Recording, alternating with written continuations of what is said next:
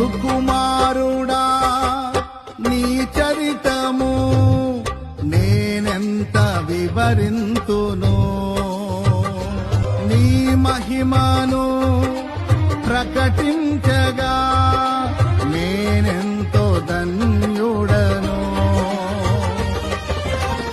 ఘనులకు లేదే ఈ శుభ తరుణం, నాకిది నీ భాగ్యమా.